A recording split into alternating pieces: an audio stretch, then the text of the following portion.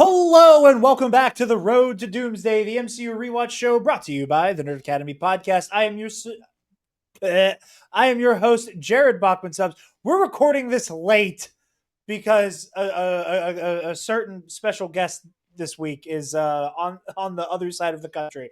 But I'm your host, Jared Bachman Subs, and joining me, as always, is the lovely Ms. Taylor. Hello.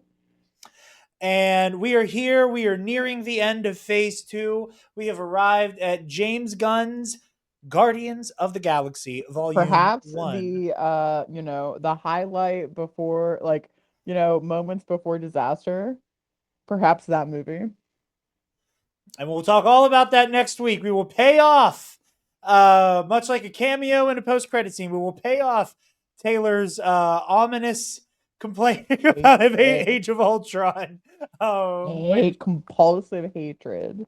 And as she crashes out, as Mitch692 and I try desperately to defend that movie while Taylor chaos magics us out of existence. But we are not alone this week. We are joined by a dear friend of mine, commissioner of Epic Confrontations and host of Star Wars in a Galaxy, dear friend of mine and the show, Eli.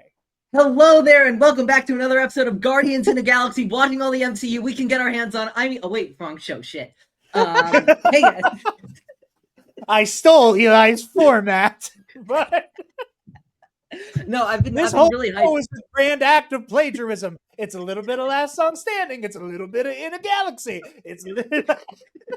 No, I'm so excited to talk about these great movies. I wrote a brief letterbox review after I watched this a few days ago in preparation for this, and I said my one note, and of course I've seen this movie quite a few times.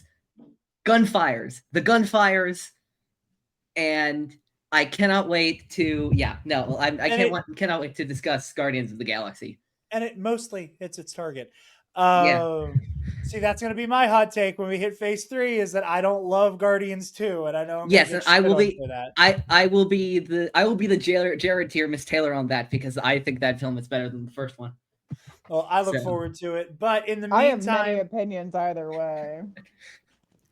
In the meantime, did one of the animals just knock something over? I heard a slam. Don't worry, it was just Richard. Okay. With his... Is he still playing in the takeout bag? He's playing in his brown bag. Look, don't blame Richard. He didn't ask to be taken apart and put back together over and over again. I didn't ask him to be made. Well, if you're depressed about being made, can I suggest washing down your sorrows with Sunday's Bloody Mary? You guys know the drill. Sunday's Bloody Mary has the most badass Bloody Mary accoutrement in the multiverse with their 3-time award-winning spicy mix as well as their mild and traditional mixes if the spice isn't for you. This former bartender trusts only one Bloody Mary mix, and that is Sundays. So shake up your Bloody Mary game for the rest of your days or get something for that Bloody Mary drinker in your life for the holidays. And use the link in the description down below and use the code TEENAP at checkout to get 10% off your order and help out your favorite nerds while you do it. Eli, would you like to play a game? You little psycho. I'm about to get samurai, aren't I? Welcome to a game changer. Where every week you mess with the bull, you're gonna get the horns, buddy. The Minotaur's loose. Let's do some trivia, shall we? Let's do it, Jared, and be totally normal about it the whole time. Let's start off with a softball. Yeah. In the comics, Gamora, Drax, Thanos, Pip the Troll, Moondragon, and Adam Warlock are all part of a team. What is its name? Oh God, the Nova Corps. I gotta guess with this one. Okay. Is it the Infinity Watch? Motherfucker! I'm gonna kill you with my bare goddamn hands. Yeah, Eli. Honestly, I hope you hacked Jared's computer. He's actually secretly on the Google Doc. Not right now. He's actually secretly on the Google Doc, and he was like, "Oh, Jared's been editing." I'm in your walls, Bachman Stubbs. No. That has been wrenched from my hands. That was legitimately the luckiest guess I've ever seen. I was thinking. So the only reason I know that, the only reason I guessed that, I should say, because it was truly a guess, was because of a little game Fucking A. Strike Force. God called damn Marvel it. Strike Force. Oh, baby. He's got you there. Okay. All right. All right. Question 2, Jared. Line them up. I'm According- gonna be shocked if I get any more right after this. Truly. According to Chris Pratt, what 2 iconic 80s characters is Star-Lord based on? His performance, I should clarify. Well, I know that, like, this is not the answer, but, like, I know Gunn has talked about, like, Star-Lord being a little bit in the middle of Han and Luke, but I don't think you would have made it that easy. I will give you one of them. One of them is Han Solo. Okay. Unfortunately, that is the obvious easy one, is Han Solo. Yeah.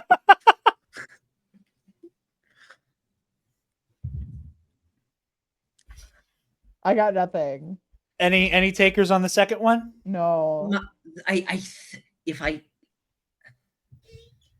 should know this. I should know my film history What better. movies came in But the 80s? but what I was gonna say was, I feel like, in a bit of, like, cosmic, oh, this is really fun, like a bit of cosmic irony, one of them is a Kurt Russell, the other one's a Kurt Russell role, maybe? It is not on was the thinking- mind for me. Happy 40th anniversary to Back to the Future. It is Marty McFly. Oh, okay. If you put Marty McFly and Han Solo into a blender, you get Peter Quill. No, Okay. there's Okay, Yeah, okay. I'm down. I can get down with that. that. So that was Roughly, yeah, question sure. number 2. There are 5 this time. Oh no. Because, as I said, I'm going full Jigsaw on Eli. Because he wants to play a I'm game. just here. I'm just another victim. I'm just somebody else. Who did mocap for Dancing Baby Groot? Sean Was it Gunn. James Gunn? It is James Gunn. Sean Gunn did the mocap for Rocket Raccoon. I knew that. Yeah. I was just I thinking feel he like it was a just coin did flip. I like both. on another day I would have said, oh, Sean did the one for Baby Groot and James did the one for Rocket. But No, yeah. I knew that. I knew Sean did all of Rocket, and I know he continuously does Rocket Yeah. for the mocap. I was just like, he's already in the suit. Yeah, apparently this was a recording of James Gunn, like, in private doing the little give me one more chance dance, and, like, then it got put in for mocap. This one's actually fascinating. I only learned this earlier today when I was doing a little bit of preliminary research. What other MCU co-stars were considered for Drax the Destroyer and Gamora, respectively? So these 2 actors are in a Marvel movie together. Together, okay. Okay. Shot And not in in the dark and here. not in like an Avengers context. Like, they are, like, this is their yeah, movie. no. Yeah. Shot in the dark here. Jude Law, Brie Larson. Thank God you're wrong. I would have thrown my soundboard on the fucking floor if you got this right. I'm thinking.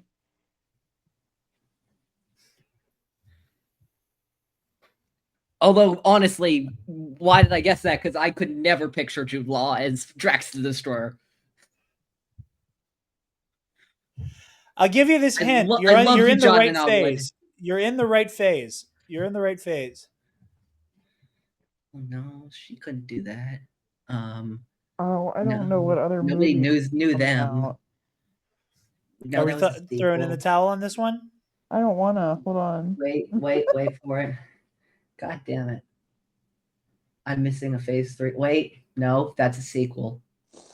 Yeah, I don't think I got it. The only person I would be able to guess would have been Rachel McAdams and Benedict Cumberbatch, but I feel like that would have been so wrong and fucked Yeah, up. neither of them could be. Yeah. Are you ready for a mind fuck? What? Chadwick Boseman and Lupita Nyong'o. Oh, Duh! Wow, I forgot about Black. Black Panther completely. I could never have seen either one of those in that role, so it would never. Chadwick, I think, fits a bit better for Drax than Letitia does for Lupita, Lupita. for me, Lupita would have been a good Gamora, but like I would not have been able to see Chadwick in the same way. I just don't think like, I don't know and why that's why like everybody my else, for me, mind I was like auto completed Chadwick and Letitia instead of Chadwick and Lupita. But no, yeah, I can see Lupita as Gamora. I guess maybe like both of them take like you have to stretch quite a bit. I think yeah. As those two are my favorite in the film, yeah, I think they were great.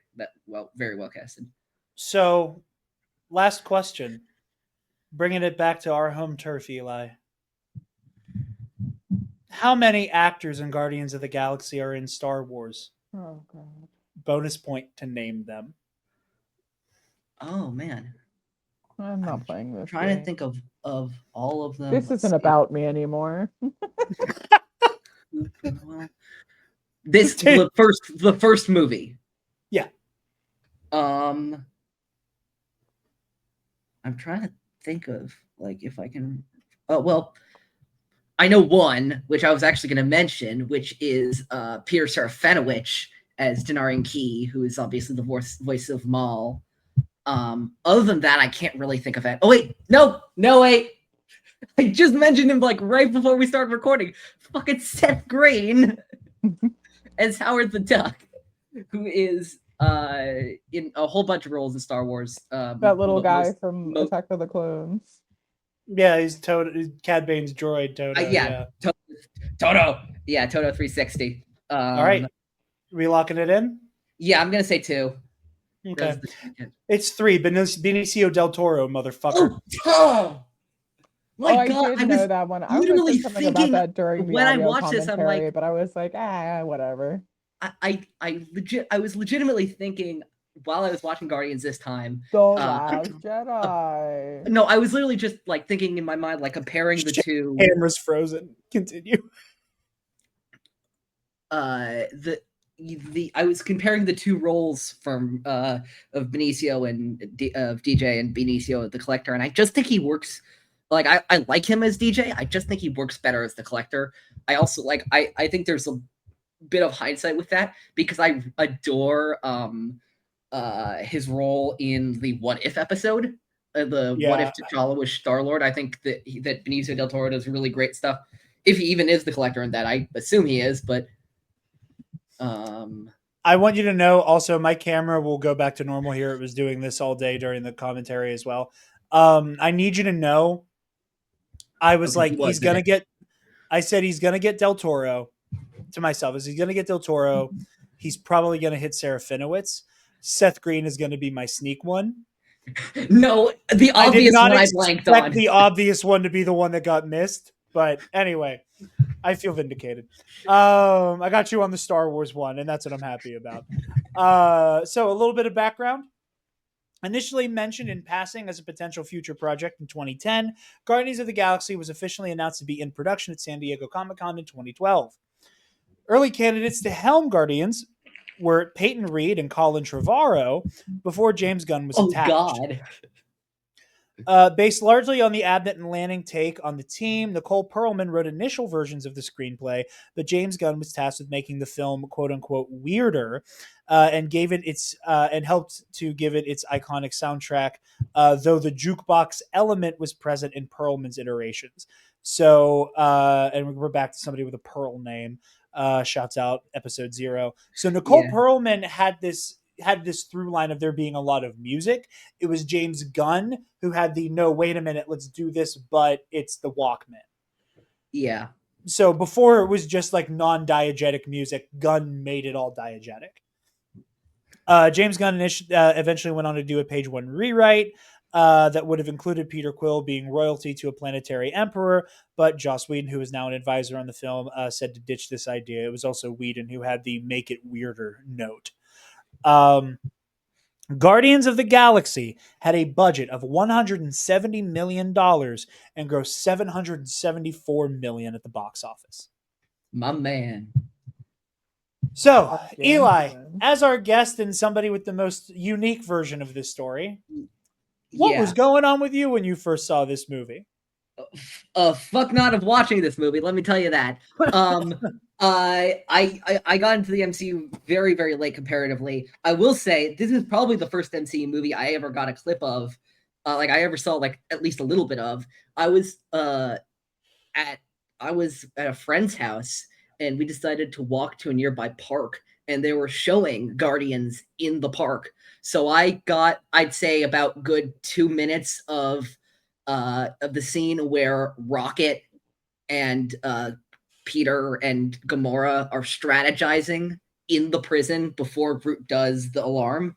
Um, I wasn't paying attention to it, but I remember like being like it was dark out. The projector was on. I remember seeing this. I'm like, I don't know what this is, and I'm not sure if I like it. I was just getting into Star Wars at that time. It was a strange time, but um, what I remember as I was doing my as a friend of mine was getting me into the MCU, we got to this movie and I was hyped for it because obviously the Star Wars connections to it, like just in scope and scale and like the concepts of the thing were exciting. But I've really never like I've been hyper fixated on that like second scene of the movie, um, and like the importance of it ever since. Like you, James Gunn obviously has written a lot of stuff at this point and done some good indie films in this, but this is his chance to break into the big time. He has the tragic scene of Peter's Meredith Quill dying from cancer, and then Peter being strangely abducted. That's weird. Marvel logo goes, and then okay, we're getting into this murky cave, this outlaw. Oh, it's him grown up. Okay, let's see what cool move is he gonna do. And then he pulls out his Walkman and turns it on and starts dancing like a lunatic. And it works so well. I like the icon factor to me of the come and get your love scene is off the charts. It is, in my opinion, the best title card reveal of any MCU film I've seen. It just has like that, like the when it, as it appears as they go, hey, like it is just that perfect synergy of something coming into of like Guns, as you were talking about with Whedon's note of his make it weirder, make it like another thing I was thinking about when I was thinking about what I was going to talk with you both in this episode about is like I'm a mad like phase two was off to. I'm not going to talk about the quality of the films and because people are debating that and all that kind of stuff, but it was a dark start. Iron Man 3 dealt with PTSD and all these ideas about the war on terror and all that kind of stuff. Thor: The Dark World was a dark gothic almost fantasy. Captain America: The Winter Soldier was an examination of the surveillance state, blah blah blah, and It's a all the badass political fucking themes in there. movie. Mm-hmm. And James Gunn looks around at all of this and says, not in a condescending way, but in like sort of a nudging way, hey guys, don't you remember this is supposed to be fun? Let's make it weirder. It's one of like the like other than moments in the Avengers, which I think do reach this like it's one of the first MCU movies that really to me remembers, oh yeah, comic books are supposed to be fun. We're supposed to be embracing this weird, pulpy, fun side of this. And it does it with such heart and grace that it's one of my favorite films in the MCU. I'll stop laughing now and let y'all I take love it. that. I love No, that. yeah. No, that's wonderful. And Eli, I am excited to have you on with this because I know you're going to school, with a focus on music. I'm very excited to talk about this with you in particular. So, like, I'm already loving everything you have to say. Um, Taylor, where were you? Where was I? I was in the theater watching this movie with my dad. When it came out, I was definitely a teenager. I think we've established. I think Doctor Strange is maybe the first movie that I saw without my father. Mm. Um, but Guardians of the Galaxy is definitely something I saw with my dad in the theater, and we both loved it so bad. It is such a fun film. Um, I think that the play that the characters all get is so wonderful. And is so necessary to this portion of the MCU continuing. Right. Um, but no, I remember watching this movie, and like I said during the audio commentary, I the first time I cried during this movie was way earlier than Jared thought it would have been. Yeah. I Um, was shocked, actually. but I love this movie. Um, the found family, the relationships of it all, the rocket of it all. Um, no, I think that this is one of those movies that I really don't have any real complaints about. Either way. And Yeah. I love the Winter Soldier, but I did have complaints either way about, this, that, or the other thing. Um, but for Guardians of the Galaxy, I don't think that I have. I think for me, this is one of those like, this is a pretty perfect film. I it's not that necessarily I have any complaints or disagree with that. It's just but like to piggyback off of that for a moment. We said this multiple times during the audio commentary track. It, this movie does so many things that should not work. That should not work. Truly, And beyond truly. the zany premise stuff. Beyond the talking raccoon and tree of it all, and I'll talk about that on my like where were you moment in a bit. But like we were talking, like I think it's like the entire first half or first act, almost every single line of dialogue is pure exposition. Yeah, I literally called Rocket the exposition rodent. Like, Like almost every single line of dialogue is like just for in expo one dump, way or expo dump, another, expo dump. absolutely. Yeah. Yeah. There's very little just like conversational dialogue or character building dialogue. A lot of it is like, hi, I am such and such. I do such and such. I'm from such and such. Such and such happened to me. This is what I'm going to go do now. Oh, this is this place we're at. Look at this place. This is the place. This thing happens at the place. And it like goes up to them arriving at nowhere.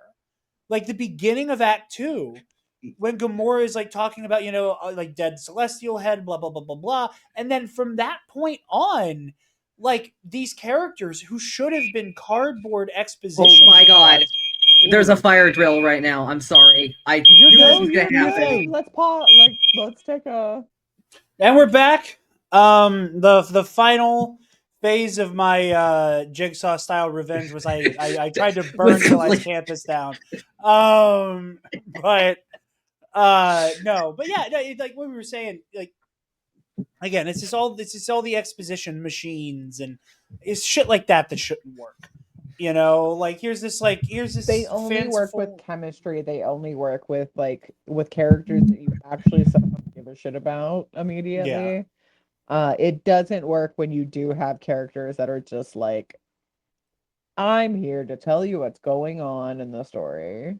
exactly. Bye But bye. what I think works so well with it is the like I do think that the expositionary dialogue, as much of it as there is very, very smartly written. Like they're Oh like Mhm. yeah. Rocket Raccoon specifically, like I was paying attention to that first scene, and Rocket is just judging people. He's just looking at Yeah, people Yep.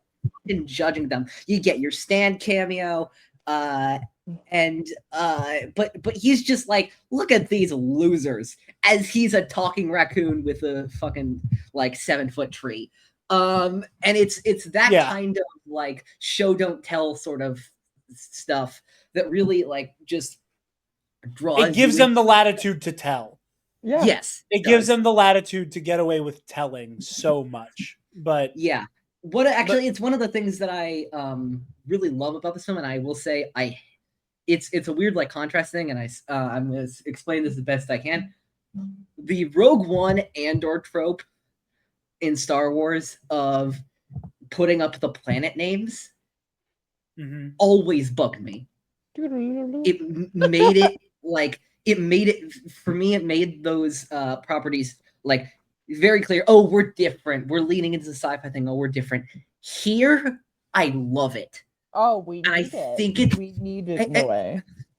yeah, but I also think there's a level of like wonder to it, like because it's not a with Star Wars. These a lot of these places they're going to are established, you know, entities and all that kind of stuff, and they carry such significance in the lore. So to put those titles up almost feels like a like oh we'll figure it out afterwards, and like the people who will care will figure it out afterwards on the wikis and stuff like that. But here Well, I it's think that like there's something really interesting with that. Where like what because obviously when Guardians came out, there's so many Star Wars comparisons, yeah, and Oh yeah. one of the I think one of the things that sets it apart in that way is that Star Wars is so established, just as a It's a pillar of commodity. pop culture. yeah, That like when you do something like, oh, we're gonna have like a title card for a location, that is so different, it's jarring. Where here, not only is it like a element of like modern filmmaking of like, and now we're here and we're gonna put it on screen that this is where we're at. There's Well, also we saw it like, in The Winter Soldier, when yeah. yeah, but My mind in the flashes to context of Civil War, Guardians, the it infamous feels so, Queens. yeah, that Queen's title card. My God, my heart almost stopped. Chills. But like with Guardians, it feels so much less clinical and it feels so much more exploratory. It does, yeah.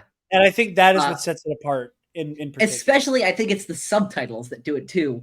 What is it? Yeah. The Dark Axe Aster, like flagship of the Kree Empire or something like that. Like, Yeah. ooh, what's that? It's yeah, it's great. If you I don't know how exactly you both want to go about talking about the specific elements of the film, but I I would want to say I want say to. Before we do that, I still got to okay, do my where were you because like okay, yeah, this was because like this one is special to me because I think that the reason I am until the day I die am going to ride for the MCU unflinchingly and unapologetically is because I remember when this got announced and I remember the concept art that accompanied it. And I vividly remember Yeah. Avengers just broke 1 billion. And the first words out of Kevin Feige's mouth were Guardians of the Guardians You of know, Galaxy. the I do Galaxy. actually also remember this. Wait, didn't this get announced the same time as the Age of Ultron? No, I don't think so.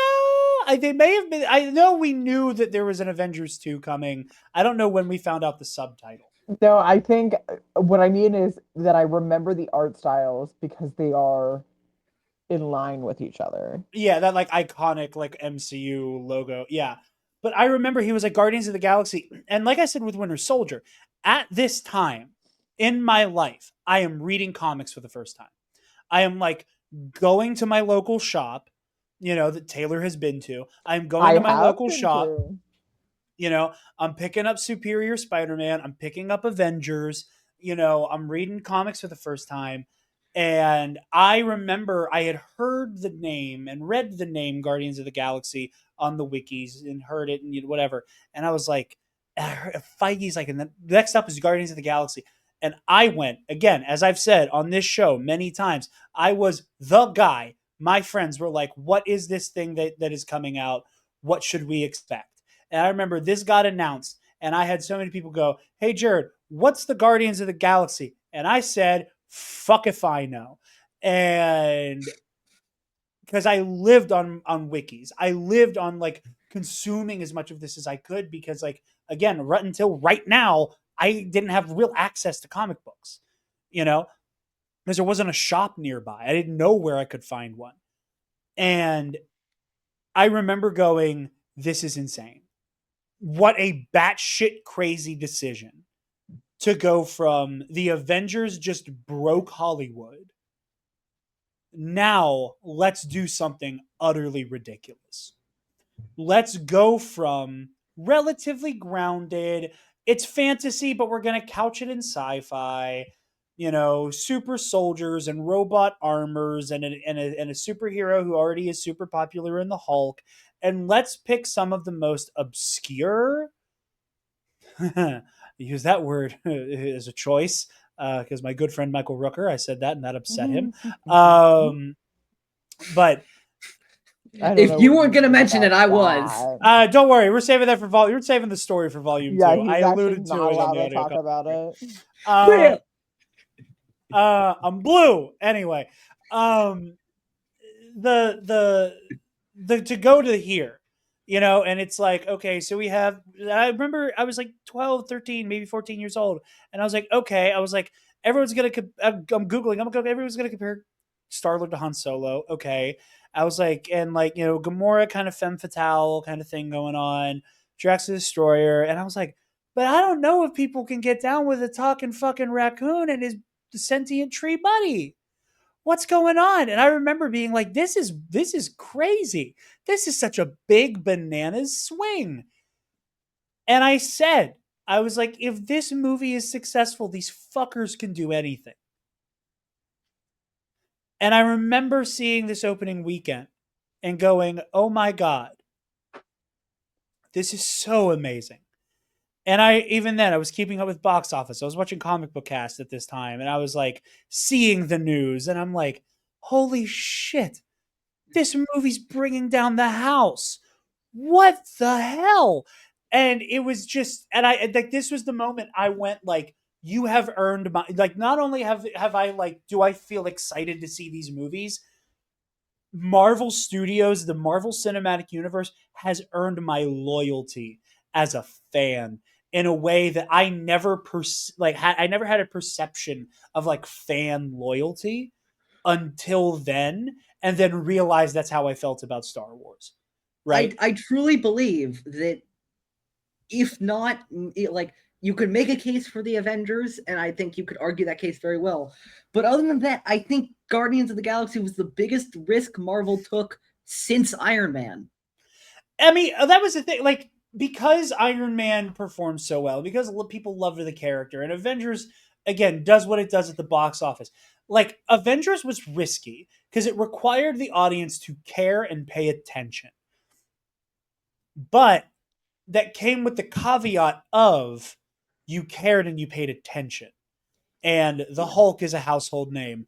Iron Man has become a household name. People vaguely know about Captain America and Thor, and we have Black Widow in an Iron Man movie. There was a even if it was not the strongest of foundations, there was a foundation there.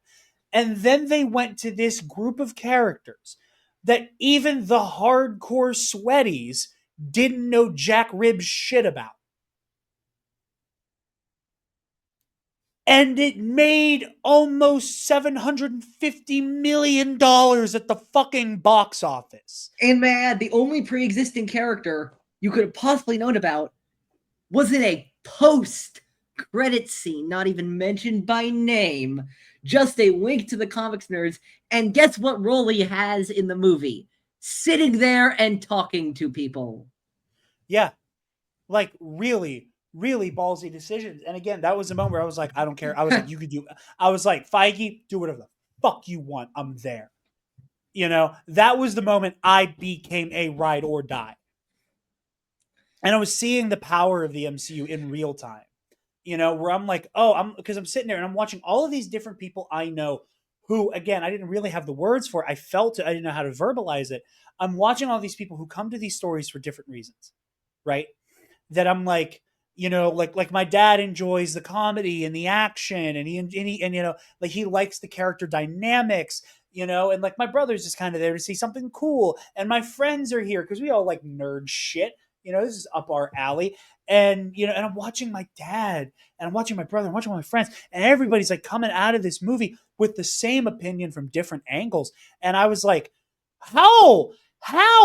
Like, talking raccoon, this was supposed to scare people away. This was the beginning of me being like wholly and truly fed up with grounded, realistic superhero storytelling.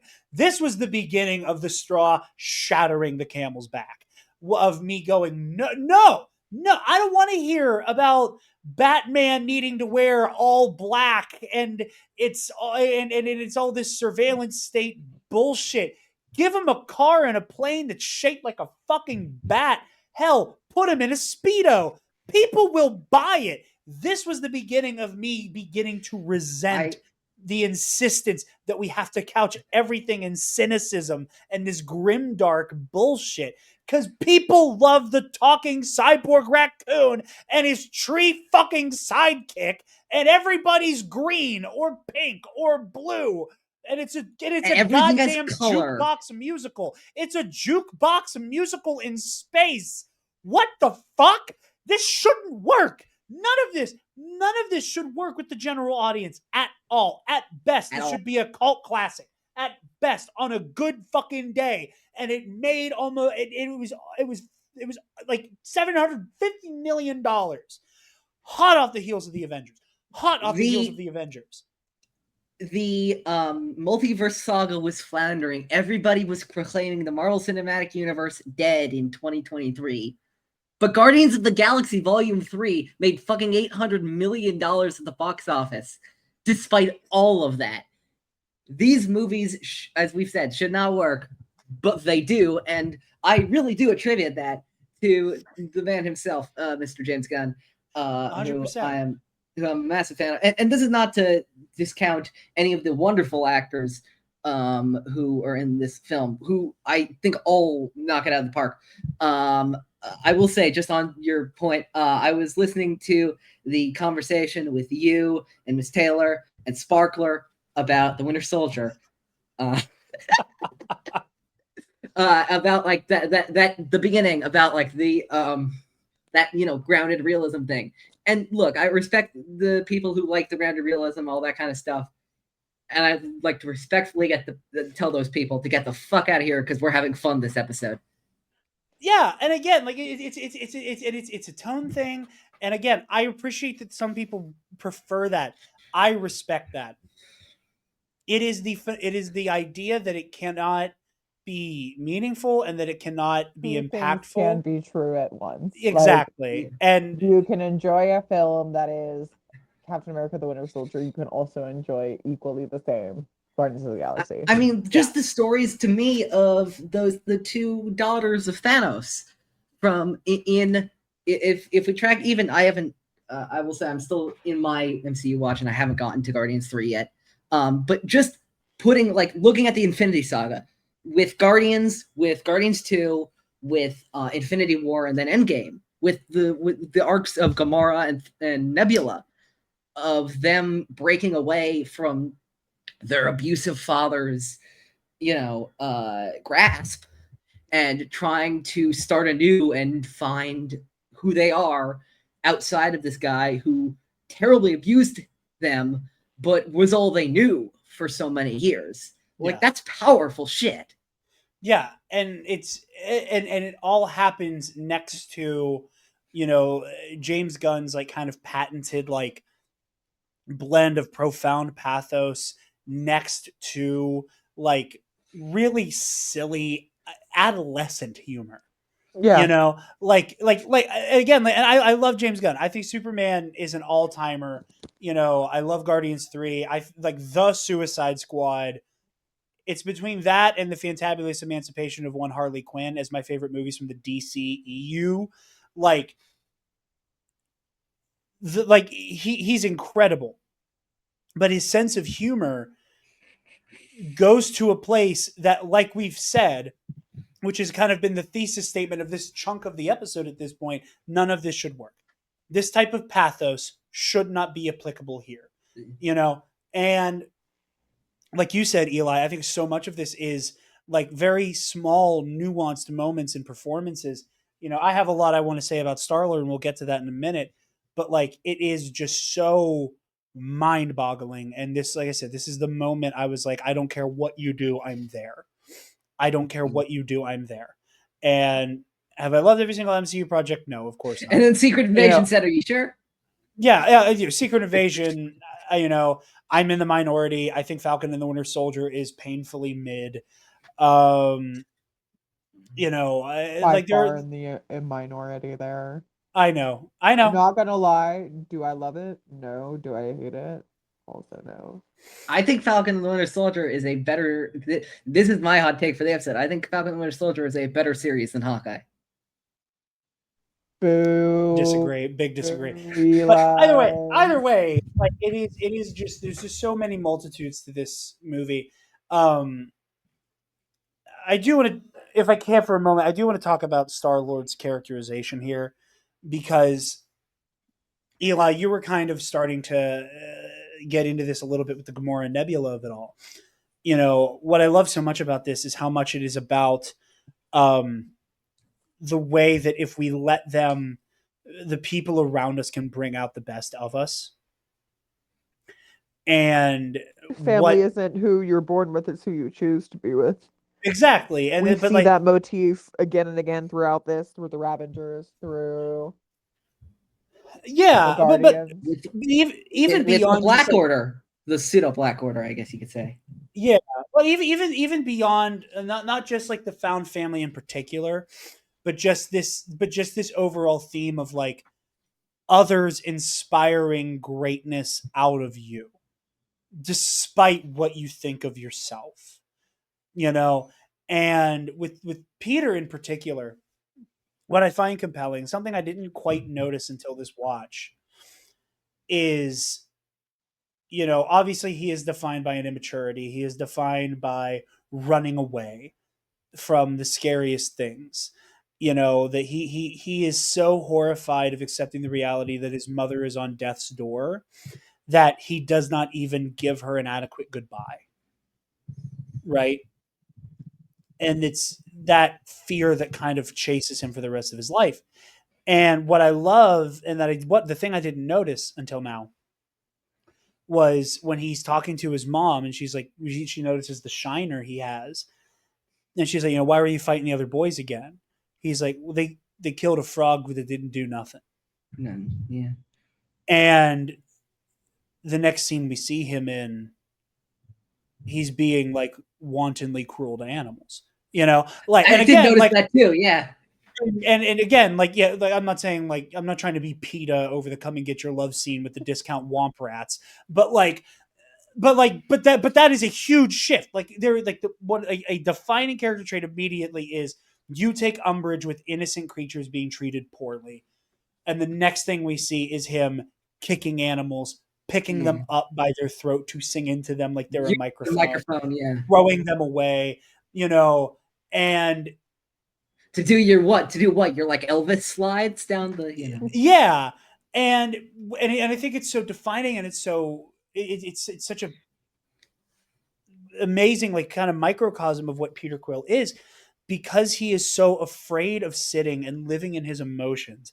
And this is a through line with all the other Guardians, but because he is so afraid of sitting with and embracing his feelings and what he's and what when in the world around him in a serious, introspective way, he puts on these airs. He tries to be Han Solo, you know, not to get too Star Warsy with it, but you know, the thing that makes Han Solo great is not that he's this cool debonair scoundrel suave big time operator. It's that It's that he he pretends thinks to he's be. that. It's that he thinks he's that, and everybody else who knows him worth a damn or has the perception that God gave a carrot can look at this fucking goofball and go, "Oh, you're just like a nice guy pretending to be a pirate." And That Peter, God gave a carrot is killing me. thank you. It's doing gangbangers. Thank you. That's one. That's one. That's one. Oh, That's one. I was That's wondering. one. That's one. That's one. Aha, there it is. I I was won't say wondering what it a number was. that I have money riding on, but that's one. And if you do it on purpose, that's also cheating. Jared, you shouldn't have said Jack. I didn't say the I number. was just You have already ruined the experiment. But you know, but Star Lord is very similar to that. You know, and what gives it kind of a hilarious added layer of meta is that Star Lord is somebody who knows who Han Solo is, who was a kid when those movies came out, so he doesn't quite understand that Han Solo isn't these things but pretends to be these things. or thinks he's He just these things. sees what He is- everyone thinks Han Solo is. 100% because he's 12. he is emulating Han Solo, 12, emulating suaveness, and but that says so much about his character Oh, correct. and about like this barrier he keeps putting between himself and having to live in his emotions.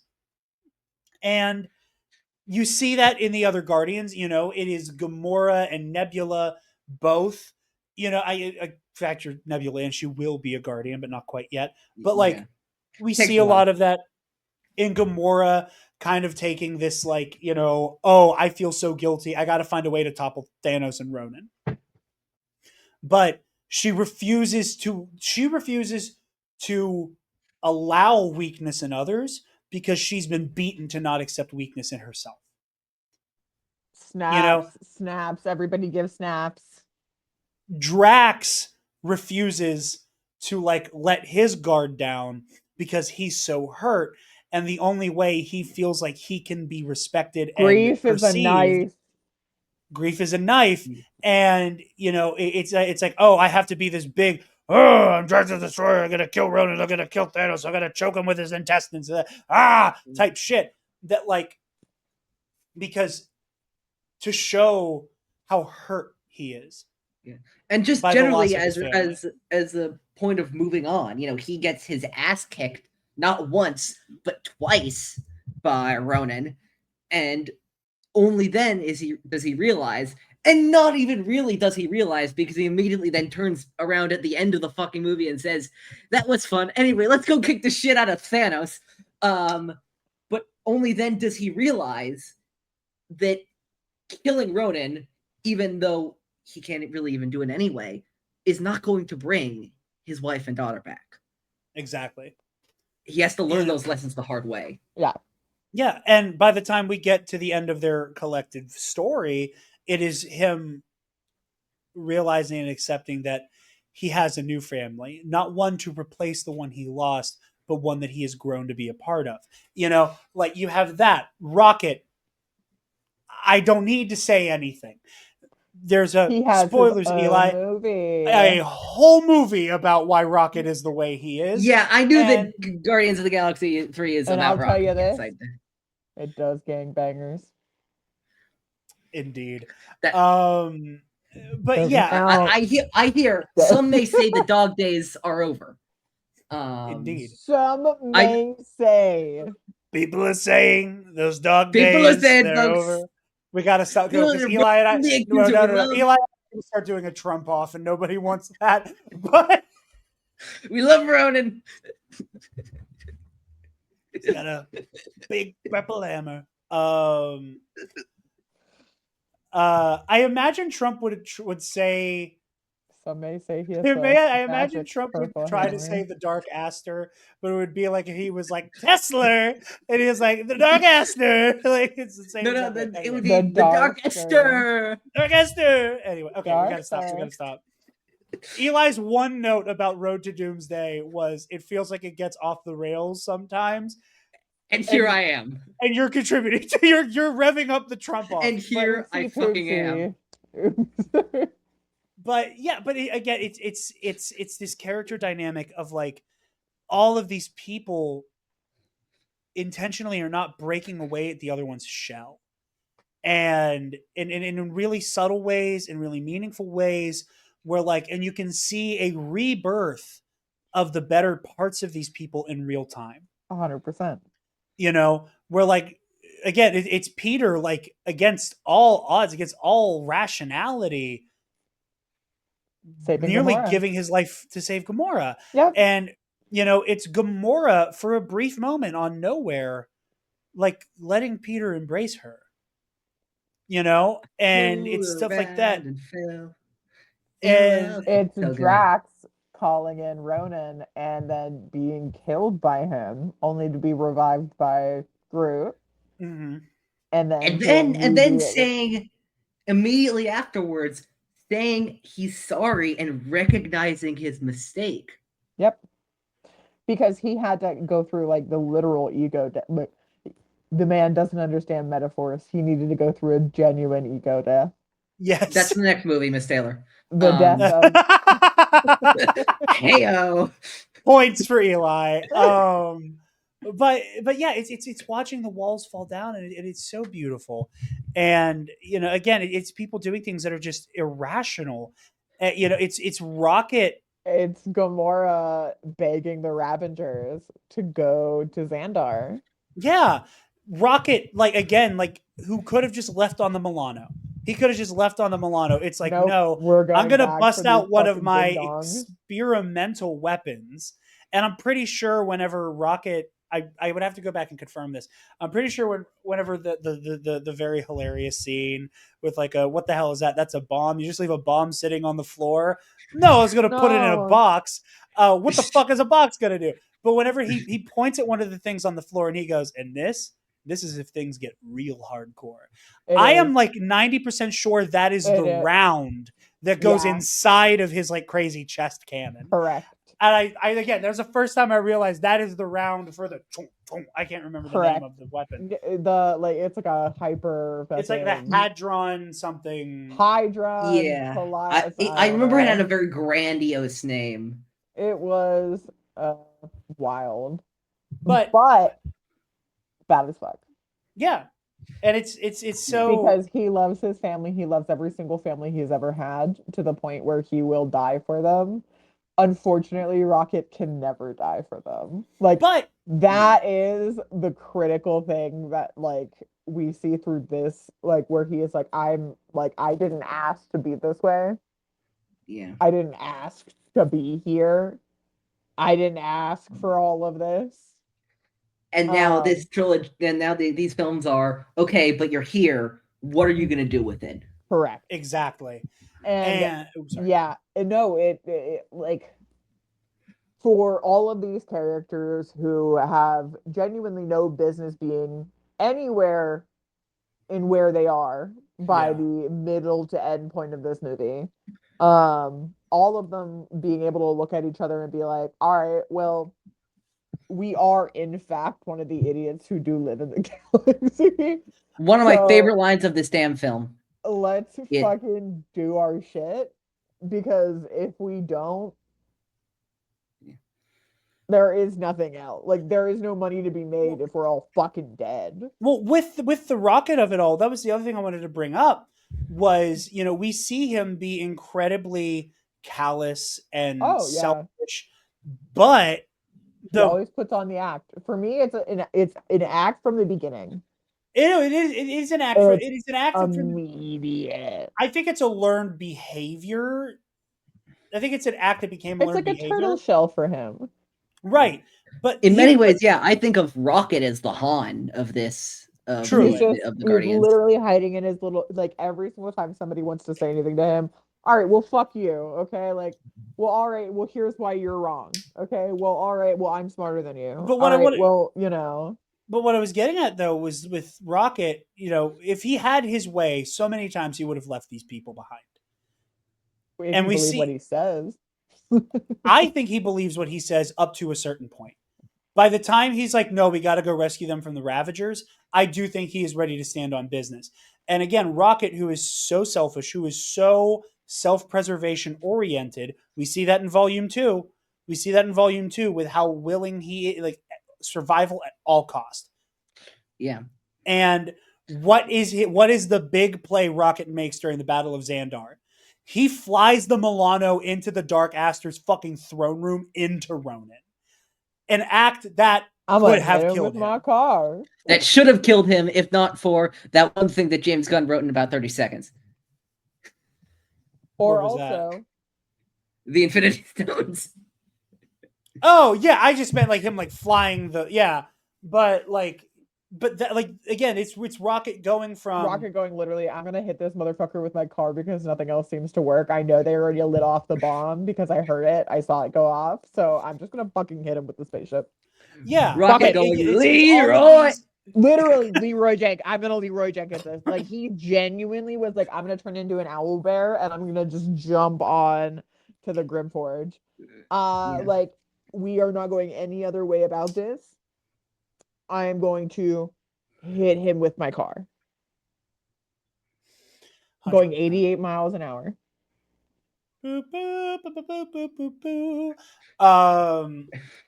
But yeah, like again, it's so beautiful, and I find myself at a loss for words. Like um it was one of the issues I had talking about Guardians 3 back when that came out. Was I was like, the biggest problem I have with this movie is like, I don't know what to say about it because it is so good. Yeah. It is so beautiful and it has so much to say, and it awakens something in your soul about having faith in your fellow man and the power in letting somebody in that I don't feel like I have any analysis beyond this made me feel good. Pardon me, this made me feel good. And that's kind of where I find myself with this one as well. I have my issues with two. I have my issues with its structure, with the pacing, with the humor. But like here, like one and three are just masterworks, and it comes with a vision and a willingness to just go to not only weird places, but like almost like a lethal dose of sincerity kind of Yeah. place. First of all, I just want to say that I will fight a motherfucker over "Watch Out, Here Comes My Arrow," but we'll talk about that in volume two. Maybe my favorite sequence, one of my That favorite is, sequences. I am on the record in- as saying that is the part where the movie goes from kind of ass to amazing. Like that, it is Personally, that I scene, and think everything after it is perfect. Are we talking about Yondu specifically? Because sorry, he has the best power set. One of like all time the best power sets. They tease His it. That's loadout that's is that's the broken. great thing is that they tease it. They do a really great tease on the ground on Xandar. But Oh, it I is know. the come a little bit closer scene that's like holy shit.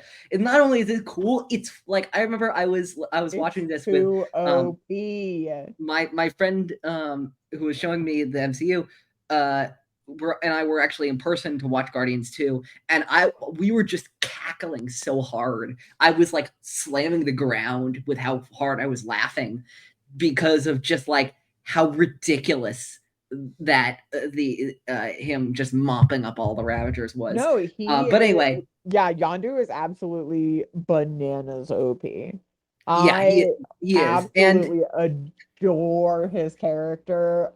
and I unfortunately, Michael Rooker does indeed portray him very well. so well, Um, honestly, I think part of the problem is that like low key Yondu does kind of remind me of my dad. Um, Hmm. mm, um, and let's use I some transitive properties here. literally, honestly, sometimes hilarious. And the way that Michael Rooker does Yondu reminds me of my dad. The I don't love you, but I love you too hard. Um, although not at the end of my father's life. That was I love you so hard I'm gonna cry every single time I like am in public for some reason. Um, like I vividly recall seeing this movie in the theaters with my dad, and he kept asking me if I was okay for the last like 30 to 40 minutes of the movie. He was like, at the end, he was crying because my dad was secretly a bitch. But he also was crying because the power of friendship does overcome all things. And Well, speaking of you crying, because you alluded to it earlier, but you didn't actually tell people, what is the scene that makes you cry during the third act? Because you said I'm gonna start crying soon, and I thought you were referring to Groot's sacrifice. absolutely not. The moment that the Nova pilots are activated, I start crying. And that was true for the very first time I watched this movie.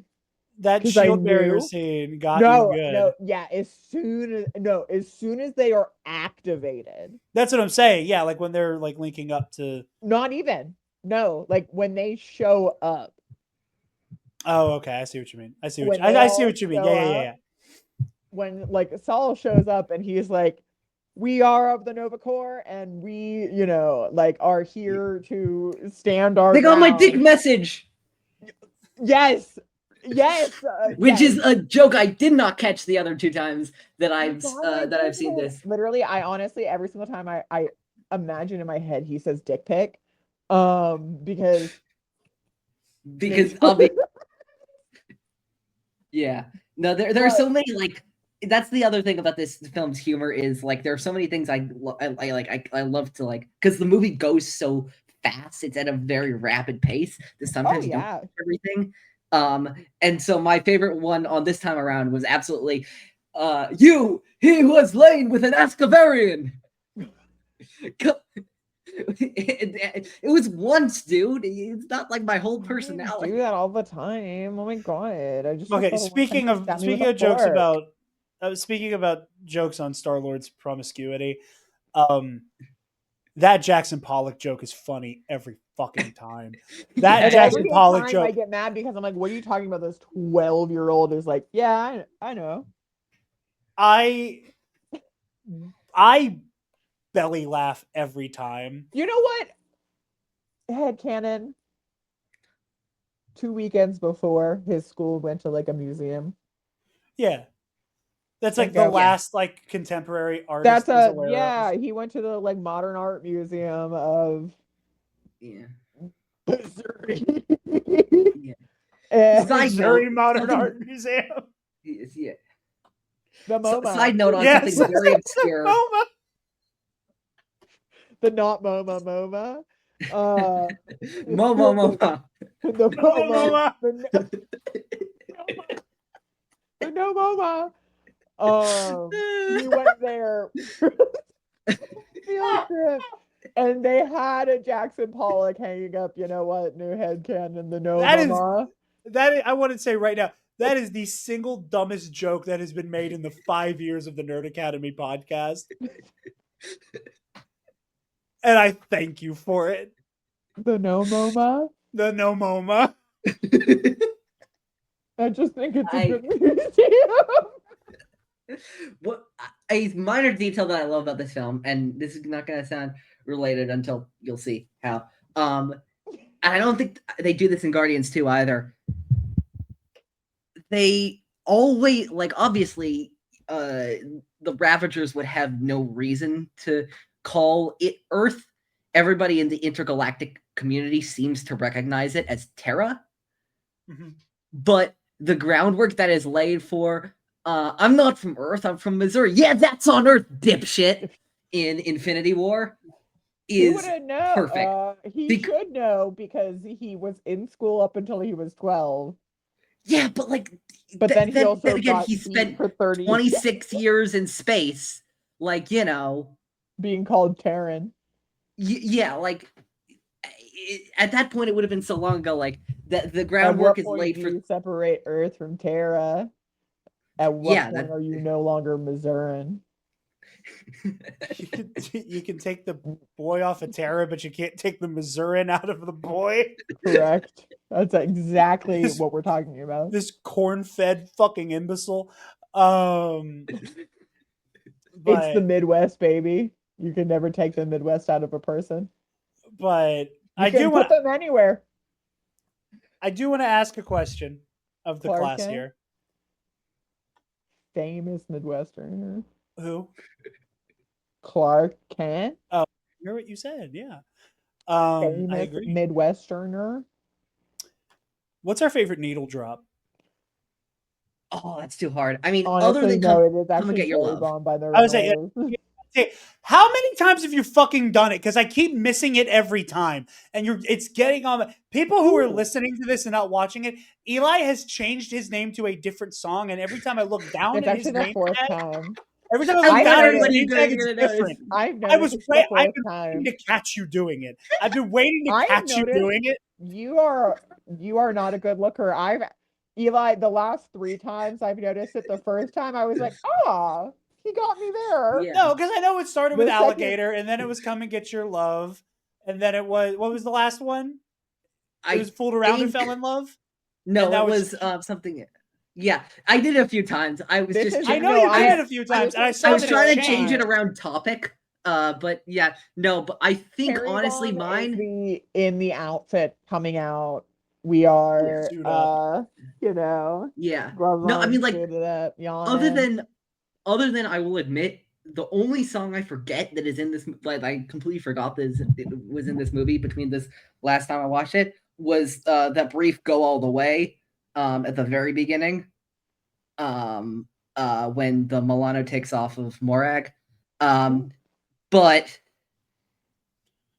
although it is, if we exclude "Come and Get Your Love," because I feel like that's sort of like an experience sort of thing. It's iconic to the point where it can't Yeah. count. I don't know. Actually, Yeah, I think "We Float Around and Fell in Love" is Yeah. maybe my favorite because I will it is say actually on a honorable playlist mention I listen to honorable mention to "Ain't No Mountain High Enough," which is just such a perfect ending to the film. My favorite needle drop in the movie: the Dark Aster is crashed to the ground. All hope seems lost. Oh, Ooh, child, things are gonna get easier. I think that's it.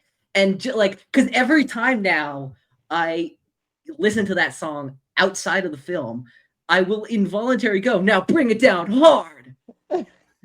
The funniest, I think the most under, because like everybody goes to now break it down hard, dance battle, you and me, bro, distracting you, turd blossom. Like there's so many great jokes that Quill has in that scene. Though, in my opinion, the funniest one is the okay now Gamora subtle now The taking it Gamora? back. no. Honestly, I felt that so hard because Jared low-key does that to me in public whenever we're dancing. Like, You know what Drax says? Constantly. You know what Jared does Drax that says? all. You know what Drax the Destroyer says? There are people who dance, and there are people who do not dance. I dance in public at the grocery store all the time. All the time. I don't. But A bop will come on, and I just have a song in my soul, man. yeah, I know, and I am pushing the grocery part. And No, so when that happens and he's like, all right, settle, take it back now. I literally was like, that is Jared in the grocery store. Whenever he's like, all right, and I'm like, I'm gonna keep pushing. Oh, okay. I thought you were saying I Gamora you. No, You're saying I quill you and you Gamora me. correct. Okay. Then Yeah, we agree. literally I was every time I'm just like, I'm gonna keep pushing the grocery cart.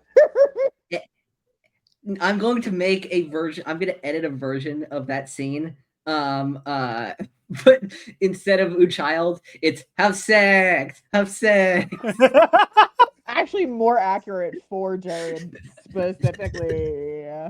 When No, the Morbius most came out, accurate version of it no, is going to be a when Will Smith Morbius song. came out, Jared Yeah, would what? listen to that song fucking constantly. He'd be like, "Oh, can I have the aux cord?" Whenever we're driving in the car, and then he would put on so many normal human being songs, and then all of a sudden, have sex. Poop my pants. Because Poop my pants. Yeah, and I would be Morbius like, will not be covered on the road to Doomsday. But thank God. I wouldn't. This would be the like third time I haven't seen it. no, that was Craven. But No, that would be the second time I haven't seen it. The but two it's terrible Quillen time. movies I can't watch. I'm Uh, allergic to it. I fall asleep I So- will just say, or I get high. go ahead. no, I was gonna say. So Taylor, you said Cherry Bomb. Eli, you said Cherry Bomb or Fooled Around and Fell Child. in Love because you Okay. know that is a. For me, it's actually one of the ones you mentioned as an honorable mention. And this one's a little personal. Those of you who listen to the audio commentary know I got really weepy at the very end. My mom has never been super into these movies. She is not a flashy comic book swashbuckly. It's not her thing. She thought Avengers was fine. And I remember with all of the needle drops throughout the movie and watching my dad just, busting it down in his seat opening weekend. I God, remember the whole time, I wish Ethan was with me and my dad. but I remember thinking, I wonder if I could get my mom to watch this just based off of the music.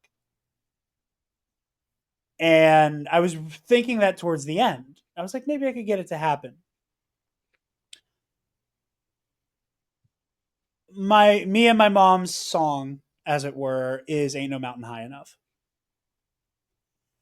And I'm getting choked up talking about it. One of two very special songs. Let's not be serious. What? Men in Black. Oh yeah, well yeah. I don't cry when I hear Men in Black though. I want to go into the other room and grab my new noisy cricket I got last Halloween and start lighting up the No, alien well, scum. you know, But you know what he says when he hears Men in Black, right? Ha ha! you're on a fucking tear tonight, kid. Actually, Eli, I go genuinely, "Woo!" please, please clip this for the love of Christ. That was amazing.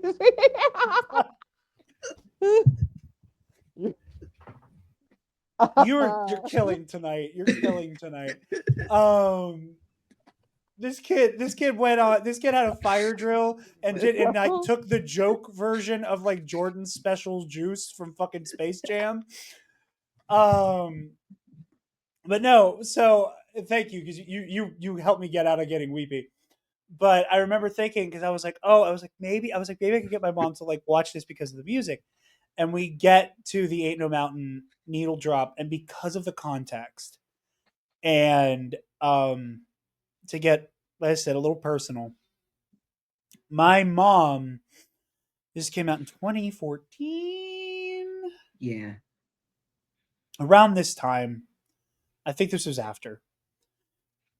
My mom basically spent an entire summer in an ICU because of like a botched hernia surgery. And it very nearly killed her. And it kind of defined her ability to like be present for a lot of events and how long she could spend the time there because just walking around, moving around was incredibly painful. And that's with the near death of it all in the rear view. And this was not, if my memory serves, that far away from when that went down that I saw this. And it's the context of Peter having this last gift from his mother. Mother, yeah. And it is My favorite twist of the movie, actually, at the end. Sorry to interrupt, but no, you're fine. is the juxtaposition of course we get the great thing with Peter and Korath at the beginning. But you may know me by another name, Star Lord. Who? Yeah. And it's the inversion of the it's the you expect it to be the badass name, but it's not because this is only the guy who thinks he's badass. By the end, of course, you realize my little Star Lord. It doesn't mean something to him because it's badass. It means something to him because it's the last memory he has of his mother. It's a beautiful thing because it's both, I think. Like, yeah. I mean, he's taking it on to be badass, but at its core, like the Walkman, it's the last memory of his mother. 100%. One of my mom's nicknames for me when I was a kid was Tater Bug because we have potato bugs in Pennsylvania. And it is very much the same thing. Like, it is the like cute, perky little nickname your parent called you, your mom called you. Especially because Meredith had such a like, your dad was an angel. Yeah. You come from the stars. You inherently are my little Star Lord. It's just so. Yeah, and I remember seeing it opening weekend. Every time I've seen it, including this most recent time, that first little snare hit came through those speakers, and I was crying. And I think this is the first time I cried in a movie theater. Now that I'm thinking about it, I think this is the first time I was in a movie theater and cried.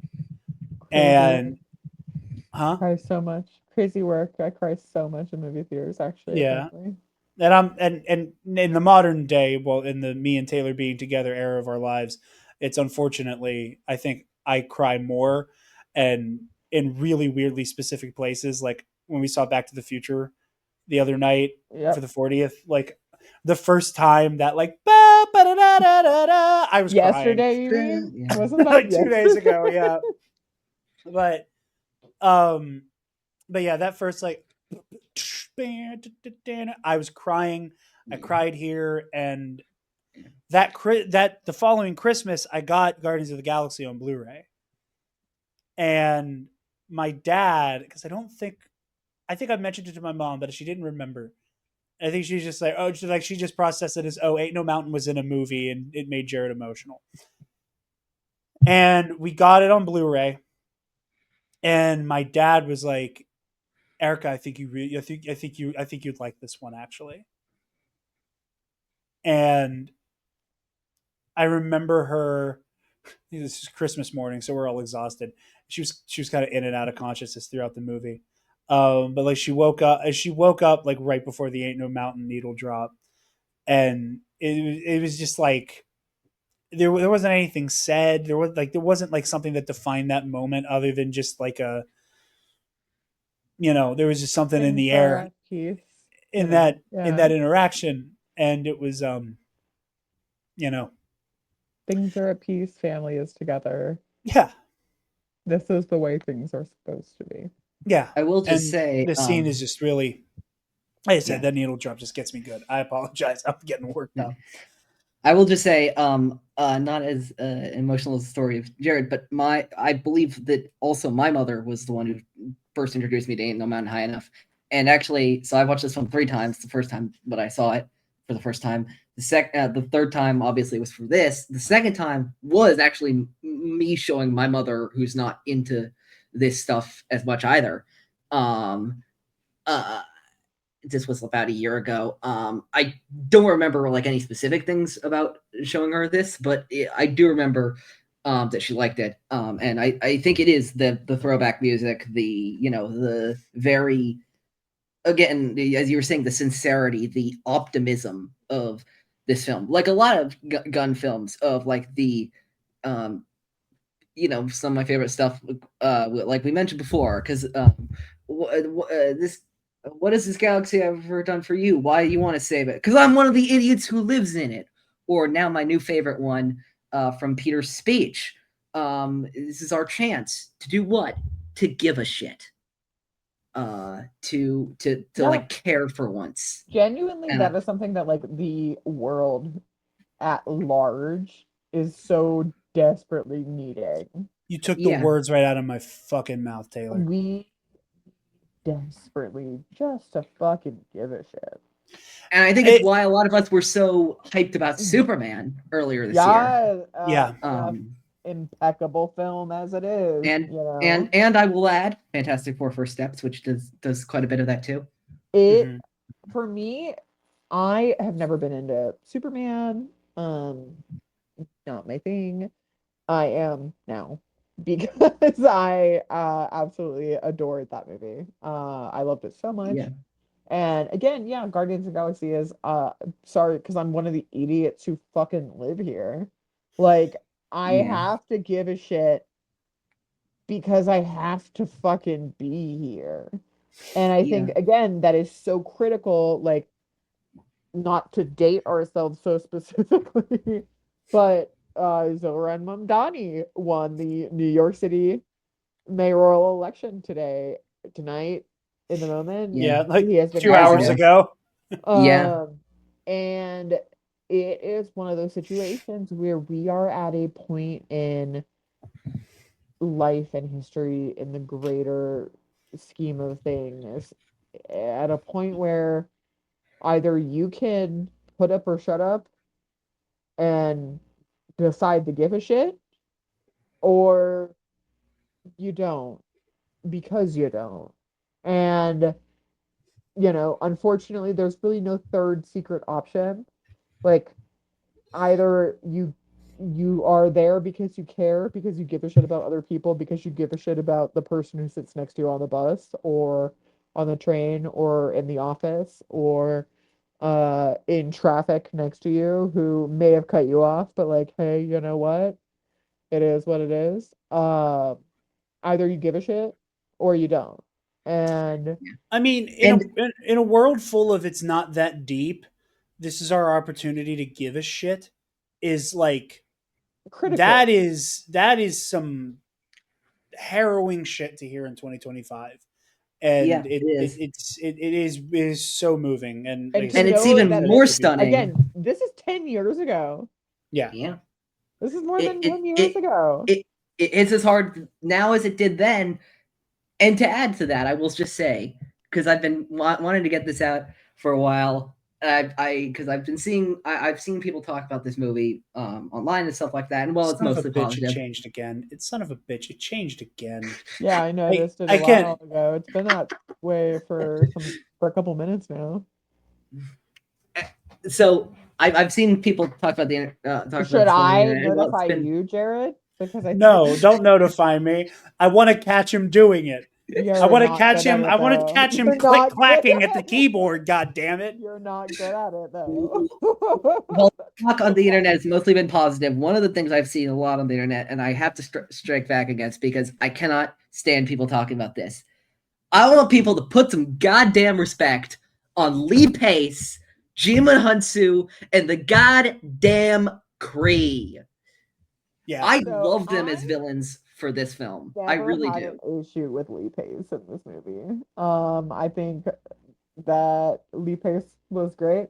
Maybe it was the fact that he was going to be Thranduil of the Wood Elves later. Somebody who I'm definitely not having a crush on.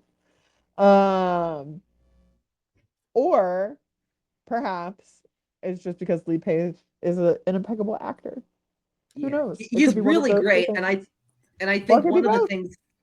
one of the things that I really love is that like is Gunn tackling obviously in such a silly movie. We have these intense, like that scene with Ronan getting his face paint on at the beginning is just so like visceral and intense, and I really like appreciate that we can have room in a film for some with this film for something like it. And while sure, the Kree could have been fleshed out more, and we'll see more of them in Captain Marvel and other stuff. The idea of Other stuff. Or will we? anyway, the idea of Star-Lord and Gamora and all these characters and all the main Guardians having to face the choice to move on from the past, and yet Ronan, maybe for justifiable cause, I don't know the full history of the Kree and Xandarian conflict. I'll admit that is still stuck on the past. I don't It's think not. anybody truly does. I, This I She will is movie I been correct. will going on bathe for like in a I will million bathe years. in the blood of Xandarians who have killed my father and his father before him and his father before him. Sounds like a lot of people. Yeah, it's all focused on what's going on behind him, and of course, in the contrast to give a shit, the number of people Ronan gives a shit about in this film decreases because at first he's just all content to get the Power Stone for Thanos and to do the bidding of his master and his master's plan and all that kind of stuff in hopes, of course, for personal reward. But then, of course, he gets his Leo trip in the second half and decides, no, you know what? I'm coming for you, man. I'm going to wipe out whoever I feel like. I am going to, lead this to the path that ends in isolation and in not giving a shit. And I think that Lee Pace does a lot. Like, I think it's well written, but I think Lee Pace actually does a lot of the heavy lifting there. I will say, I think most of the Ronin, the accuser, kind of like detraction, has to do with like him not having a lot of meat on the bone as a character. Because I think Lee Pace's Barry performance is great, Malekith. very Malekith. You have a great actor doing Barry fun shit Malekith. Great I actor. would put him above Malekith. Great. above We Malekith, but in can. that same We vein, can. of like you have a great actor They're in the who same column. Yeah. who do a lot of like great scenery chewing, We but don't get a Tom Holland here. Like we don't get a Loki out of this, even though Lee Pace and Christopher Eccleston are both capable of like that caliber of a reoccurring villain. We don't get it because but that's not but I do agree with you, Eli, on the thematics. Like, because I was thinking almost the exact same thing, where where it is that like it is this path to isolation, being stuck in the past, not allowing like companionship to make him a better person. And adding into that, like what is the thing that Ronan the Accuser stands like deeply opposed to? It's a fucking peace treaty. It is the fact that two like eternally warring factions looked at each other and went, "This shit's stupid. Let's be done We with should this. stop. Let's be done with conflict. Let us Do begin we the love that process it's of actually not companionship." even the Skrulls and the Kree? Like it's a sub-warring planet. Like it's Yeah, we're not even this isn't even like a millions of years long war here, okay? if the Kree and the Skrulls are Kendrick and Drake, like the Kree and Xandar are like Kendrick and J J. Cole. yeah, Like and J. I was gonna Cole say is like like Drake and Meek we Mill or something like that. we're so cool No, no, no, no, no, actually. no, no, no, no, no, no, no, because Meek Mill got No. fucking disintegrated. I hate to J. give it to Okay. Cole is Drizzy, like, but please, hey, you know what? Yeah. Like I was more going that as to say that I think the Kree are Drake because they suck. But oh man, fucking I will say for a long Trixie time sliding out of afterwards, this one. for a long time afterwards in this film, and I will stand for this. And I don't know how much of like if you could call this character this in this, but like I kind of considered Korath like one of my glup shittos of Marvel. Oh yeah, After this, like oh yeah. I love that character. So I think it's just the intensity from Jimon Hansu over I what don't is think essentially kind of a bit part. I think that the Glup Shadow for Marvel has a much lower bar than it does Yeah. for Star Wars. Yeah. Yes. I think that this right. 100% is an okay Glup Shadow. Yeah. Yeah. Well, can we also like, just talk on his performance for a moment? That Incredible. I got distracted and I didn't get a chance to say it in the audio commentary. I love the way he sells the death when he gets that like implant ripped out. Just that, like, oh yeah, it's great. It's fantastic. Like I was like, yeah, that's Also, what happens when a cybernetic implant gets ripped out of your brain. That's exactly what it looks like. I, a person who's definitely seen this exact thing happen in the real world, yeah, that's what it looks like. Like I almost had my own version of the Christopher Lee telling Peter Jackson the noise people make when they get stabbed with a sword in the back. yeah. Like that was how I felt with Korath. Where I'm like, yeah, that's what that looks like. That's what that sounds like. Exactly. Also, for those of you keeping track, minor henchman hunter guy who is largely ineffective and works for a larger, more sinister force. Yes, I have a type. So yeah, thanks for playing along. But no, I love the Kree. Finding a way to bring up butthole eyes on my fucking MCU rewatch show. My God. Anyway, no, but I really do love the Kree. I also and I know this he's not a villain in this, but as we were talking about before, he's a villain in something else. For the limited time we see him, Benicio del Toro, the Collector. What a like that's I think like when I'm imagining like with Whedon's comment to Gunn of like make it weirder, like my mind automatically goes to Nowhere, which is just like what the fuck's going on there? We like the Collector's got all this shit lying around. More on that, the Infinity Stones. Yep, the Infinity Stones. James Gunn's hey, they want us to make a thing. 30 seconds, let's go. Cool. So that red thing and that blue thing. Yeah. Remember the thing that happened in Thor the Dark World and then the Avengers? Yeah, can you explain that? Let's grab all of those things and let's put them in the same thing, and we're gonna put them in a blender and we're gonna shoot out 5 little shits of gemology. And I gotta say, I'll just say I will just say for something written that quickly. Love this. For something written that quickly, holds up. Yeah, holds up. All you really need. I mean, you know, like I mean, like that's what it is in the comics. You know, is like this like Big Bang singularity You Yeah. know, like it's like But like that's not to it's take very away from like Gunn. the like but like the way he explains it is very like it's very like it could have gotten on some sci-fi fantasy bullshit really quickly, and the explanation is quick and dirty enough to like we can move on from this after the collector explains it. Um, yeah, You know, Eli and I are certified yappers. Anytime Eli and I are hanging out with friend of the show, Scotty J. Rowe, playing Fortnite, um, and we're talking about Star Wars, some like bizarre concept from Legends will come up, I yes, it and will. Scotty will go, "So I don't really know much about this." And And then we will he used to faster. say, "Can one of you explain this to me?" And then Eli and I would, in unison, give a like entire Wikipedia page explanation. And it got to the point where Scotty would go, One of you. which one of you think you can explain this the fastest and simplest?" And James James Gunn Gunn won could that. Yeah. James Gunn could have turned into giving like the entire history of the Yuzon Vong type shit, but opted for, yeah, they're like a weird extragalactic species that's like weirdly like out of connection with the Force for reasons that are explained. That's what James Gunn did. When Yeah. I was asked, I gave the entire historiography of the Yuzon Vong, and you know, congratulations to James Gunn because I couldn't do that. Yeah.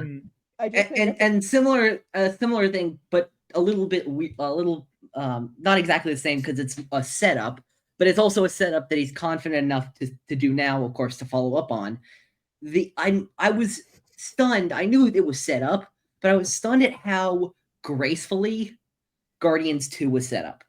Yeah, The hints that were dropped, the breadcrumbs of, well, Peter's father has this weird origin. It's something they've never seen before. Yondu describes him as a real dick. well, see, I throughout the entire film, I had and the audio commentary made the comment that if prior to this point, if the MCU did not have the the big plan, which they didn't, up until really here, they were like, all right, this we're is when gonna we start calling our quadruple shot. down. Yeah, We we're are gonna gonna start. fucking We're going to start committing to some things. we are going to quadruple down on this shit right now. And that's where we get the Infinity Stones, where they're like, where James Gunn is like, all right, I have to find 5 things, I guess, or like at least Which, 4 technically, if we want to be real smart about it, things, you know. was set up technically before this because the collector, as we know, already has an Infinity Stone Correct. In the given to ether. him by Sif and Volstagg in the post-credit scene of Thor: The Dark World. Yeah. So when we're looking at like, and again, that's where that's what I mean is that like for the Guardians, like part of me wonders there's a huge part of me that wonders whether or not that Thor post credit scene was filmed at the same time that Guardians of the Galaxy was filming. It was directed by James Gunn. Yeah, So I would bet they often do that. bingo. Like I know the Thunderbolts post credit scene with the Fantastic Four stuff was directed, I believe, by the Russo brothers. So So we are not seeing like this is not necessarily connected to the other film. It is in direct connection with Guardians of the Galaxy. So that is James Gunn being like, all right, no, I have to tie all of these things together. So no, the ether is an Infinity Stone now because I was tasked to cross all of these T's and dot all of these I's. I'm gonna fucking do that. Um, so now this little purple shit, that's an Infinity Stone. The Tesseract, uh, that little blue shit, that's an Infinity Stone now. So I'm three out of six, 3 out of 5. Where are we at? Yeah, 3 to 6. Well, and again, like we said, like yeah, I've the as times I've said on this yeah. show, as I've said on Nerd Academy, again, was there like a grand plan? Was there like a story Bible sitting on Feige's desk No. that detailed every beat. No. But around this time, we're starting to see like, We have to what if start we getting built shit up to the together. Infinities? What if we built up to the Infinity Gauntlet Yeah. story? What we if did that it little like it joke? is? What if that joke we did at the end of Avengers with Thanos wasn't really a joke? Yeah. Well, I don't even think that like that's necessarily a joke. I think it's more of, again, like we either we commit now, Yeah. put up or shut up. Like that's where Yeah. they are. I didn't It's mean put a up or shut joke up. necessarily in that way. I meant like a it was a, at the time I imagine it was like a, hey, wouldn't this be fun? Yeah. But now It's yeah. like, ooh. And again, I do This think there is was something that would intent. be so cool for us to be able to do. And if we can hit that, there is no peak too high. And I think, again, here in Guardians of the Galaxy with James Gunn, they have the opportunity to be like, hey, James, we understand that you maybe are a little bit more into the source material than we are. And we need everything here to tie together kind of too nicely, so we can get to the next movie and then being like, hey, here's what's going on there. And again, James having to be like, all right, well, here is 3 out of 6 Infinity Stones, Tesseract, the Ether, the purple guy, and the other ones that I showed in little fucking spheres of hollow tables Just or for whatever. brief context, Avengers Infinity War was announced in October of 2014. So A matter of months after this. months after, yeah, Guardians. Wow. so When I again, yeah, like they literally were like, James Gunn has spoke about this in an interview. Like I am not like shitting here. Like I'm not shitting out of my word hole, right? No, of course. I'm just saying, like, for that context of like like you said, like this is the beginning of like, This let's is where fucking they do have it. to like put up or Yeah, shut up. But they they called also, the shot. James Gunn has said in many interviews, like when I was doing Guardians of the Galaxy, like I had to kind of come up with what are the Infinity Stones? What have we seen that works? That is that That can be is that. that can be And connected to Thanos as well with because like, I need to build something, because like he can come in having 1 or 2 that makes fine enough sense. He can't come into the battlefield having 4 or 5, 6. It kind of feels like a losing battle, you know? yeah. Yeah. So James being like, all right, the ether from Thor the Dark World, boom, that's the red one. Again, colors, like, Yeah, the colors are was not the same not, as the comics, which is also fun. and that's Yeah. And fine I believe because they that's not what changed he's the going colors for. partway through, right? He is not going for Oh, the movies accuracy now. with the comics. He is going for accuracy with, hey, this is the movie that came out like 2 movies ago. So take that or don't. You don't have a, like, there's not a secret second option. Yeah. Yeah. And then So, take the movie that came two before that, and yeah, we're good. and pick something, because you have, like, again, the collector is a being that would make sense to have these items. So again, him being like, all right, so in my movie, the ether is one of the Infinity Stones, because again, James Gunn is not naming them. That doesn't matter. He is not Yeah. there. That is not his job. His job is saying, There I are need them. They 6 exist. things, and I got 3 of them. Yeah. So The 3 other of half them is are on going you to have guys. to do. I learned And this. it's that and that and this. Okay. So him again being like, the post-credit scene for Thor: The Dark World being the collector gets a first Infinity Stone, which maybe the collector doesn't know, because it doesn't necessarily matter that the ether is or No, because isn't. he says it. Yeah, They he say already it because has it would be one. Oh wise yeah, to he have a second says Infinity Stone on Infinity Asgard. Stone. Yeah. And being the maybe Tesseract, but we don't actually know because it doesn't Yeah, actually. because he took the He took yeah the he took the ether. Tesseract. No, I'm saying they took the Tesseract back to Asgard at the end of Avengers, and they were Yeah. saying we don't want the ether next to the Tesseract because it's We bad don't to want have to. two in one Yeah. place. Bad juju. Ignoring the fact that there were like 3 on Earth at any given time. Yes. But that is not Odin's problem.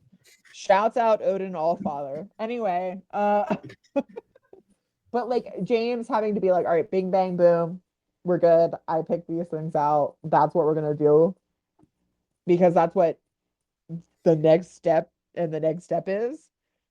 Uh, Again, because the next step is Age of Ultron, where we get the fourth Infinity Stone, the Soul Stone, which Not the is Soul Stone, right? Mind. Because the Soul Stone. whatever. Yeah. I wasn't gonna say anything.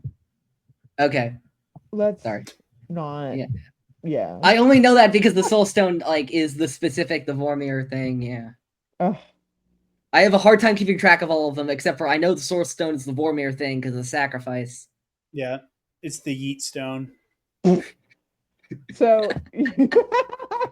you have that in the next movie. Not the Stone. The Yeet Stone. The Mind Stone, which is what Vision's stone is. Yeah. And again, yeah, we get the James Gunn of it all being like, all right, I connected these dots. Yay. There you Indeed. go. Yeah. I'm frozen again, by the way, in case anybody can't tell. So I apologize. I don't know why my camera's going Wouldn't be apeshit. able to tell since you're not moving. I know. I'm moving around right now, but nobody can see it. Nope. But yeah, like I said, the Infinity Stones being worked in here as naturally as they are is a feat in and of itself. It is very But well done. I think the only other thing I have to say about this film, just generally, is just how well done the acting is. Yeah. By all the folks we haven't talked about yet. Zoe Saldana. I've said in my reviews of this on Letterboxd, on Letterboxd, that my two favorites, and they've remained the same all across my viewings of here, are Zoe Saldana and Dave Bautista. Absolutely, King. Yeah. Those two just nail it all the time. It is Zoe Saldana with the just I find it so like she makes the to borrow a Star Wars term, turn to the light for Gamora so incredibly endearing. We get, and Karen Gillan does this very well. We get like the tortured, yes. more Star Wars-esque version of that with Nebula in the two Guardians films, culminating with the Avengers and Infinity War and Endgame. But we get this very instantly we see off the bat Gamora wants to do the right thing. She's just trying to figure out exactly the right way to do the right thing. She just doesn't And I want think to that fucking Saldana, die. yeah, I think that Saldana really sells that. Yes. And Batista, I know I'm not overly familiar with his because I know obviously he was in wrestling and then he transferred. This was his first major acting role. This was his first major. Okay, I didn't know like he okay, may have had minor acting roles prior to that. I vividly remember Dave Bautista in WWE. Thank you. I was there in the trenches of 2009. No, this was his first major acting debut, and it is one of the most impressive things.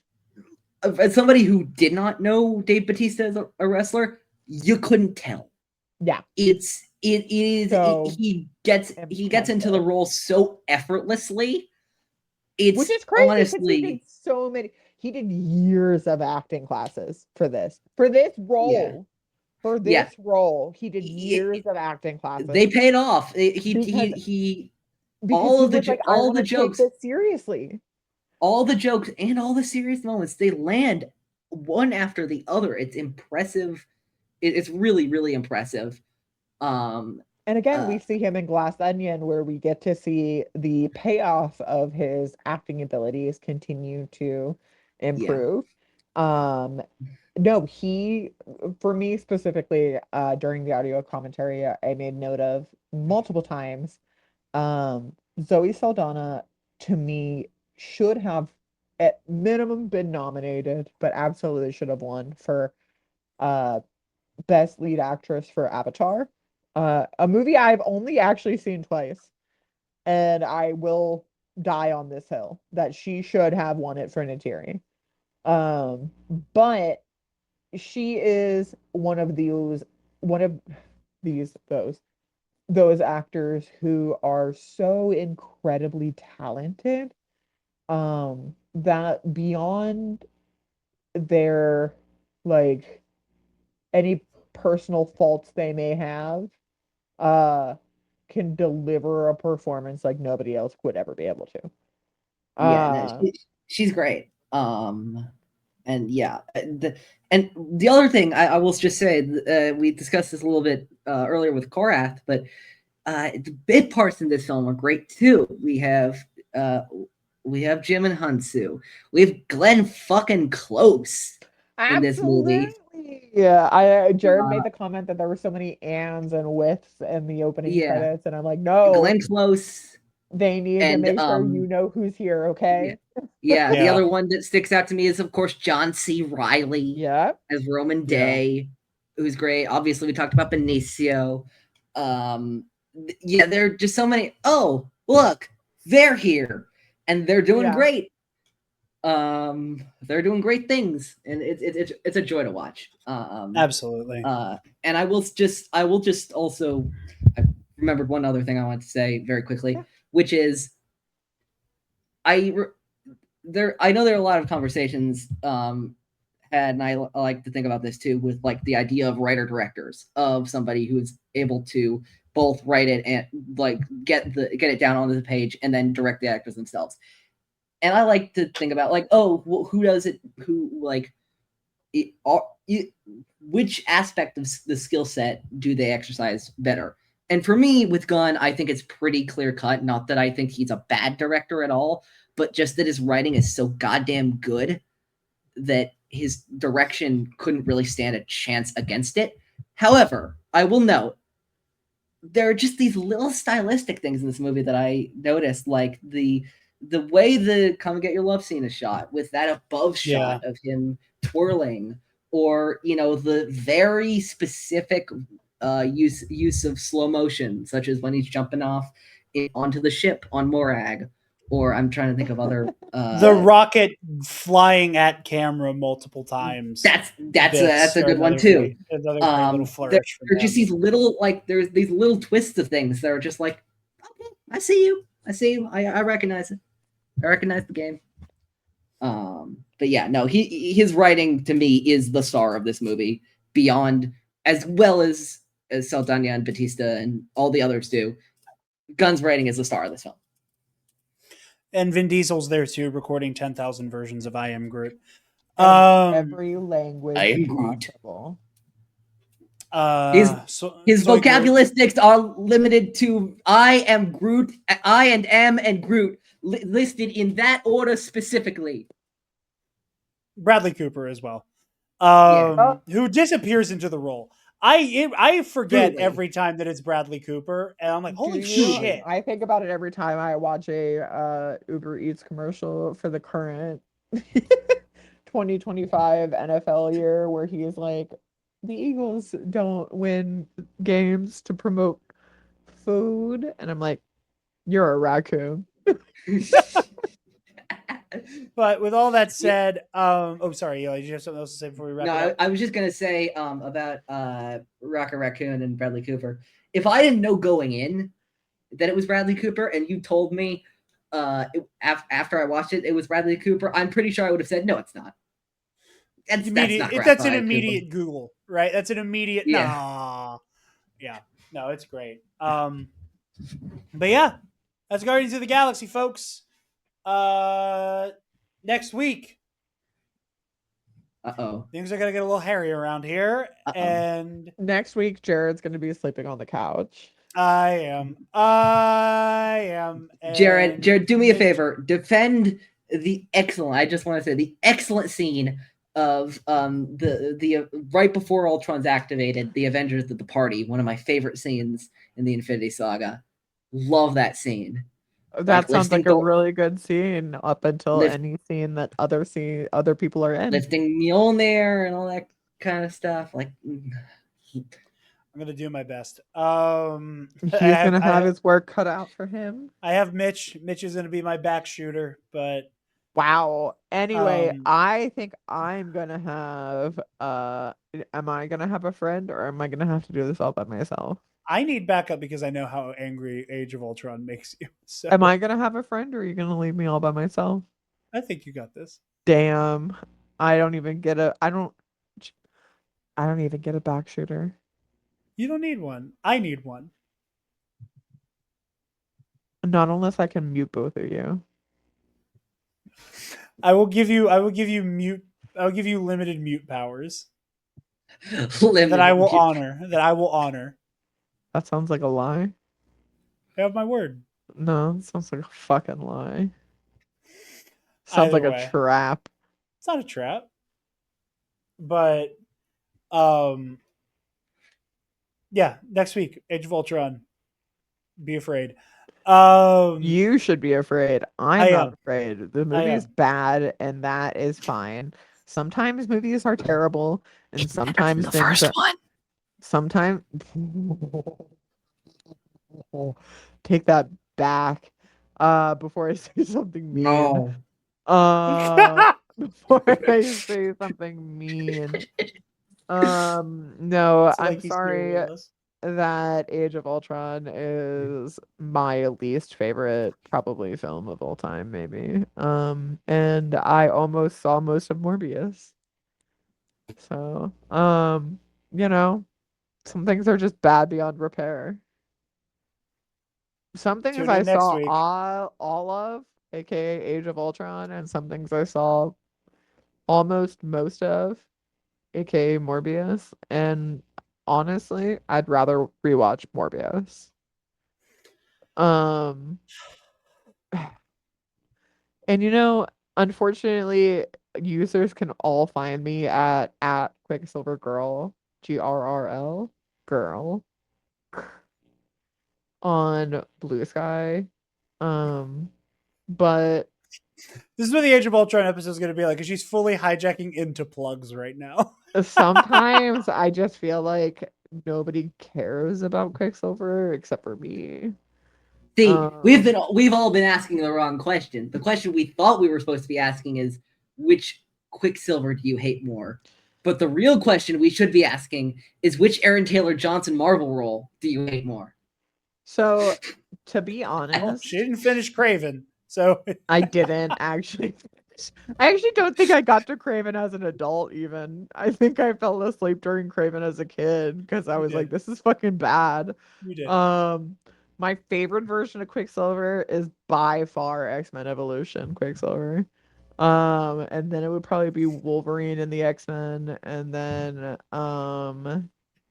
Say that. No, just pause. Save it because we're recording this episode tomorrow. We're no, recording this episode no. in less than 24 No, hours. I think it's right. I think it's right that people know my opinion before I even get there. Um, I'll tell you my least favorites. My least favorites are gonna be Aaron Taylor Johnson as Quicksilver in Age of Ultron. And then my second least favorite is gonna be Evan Peters in the X-Men Quicksilver. Like honestly, I got shafted in both of them, and I think honestly it's just because God hates me. Um, that's genuinely my opinion, but I really enjoy uh Guardians of the Galaxy. I think that's a fun movie made where God doesn't hate me. But anyway, Eli, where can the lovely people find you?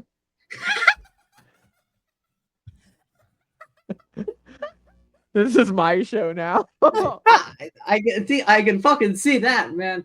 Wow, holy crap. Damn. Yeah, you can find me at on Star Wars in a Galaxy, watching all the Star Wars we can get our hands on, where we do kind of a version of this, but with Star Wars stuff. We're currently, when we're recording this, we're in the middle of season 3 of Star Wars Rebels. By the time this comes out, we'll probably be Middle of in December. season. Yeah, Yeah, okay. it's the middle of December. We'll probably be Not for ending. Patreon listeners, of Yeah, course. Of yeah, course. Of but by the course. time this releases for For you everybody, normies. yeah, it will probably be end of season 3, maybe going into season 4. By which time, and I'm going to talk to you about this, we hopefully will have a certain Dark Jedi on In a Galaxy to talk about some episodes at the end of Star Wars Rebels season 3. Certain establishment of a rebellion, certain death of one horned head motherfucker that I can't stand. But yeah, and you can also follow me on Blue Sky and everywhere at OchiFan327, and tune into Epic Confrontations, the trivia show that I produced that our good old Dark Jedi is the main character of, as he so likes to say. This coming week. It's not his fault. It's just something that happens. I Yeah, used to say the full statement is the accidental main character. The accidental main character. It's not Jared's fault, actually.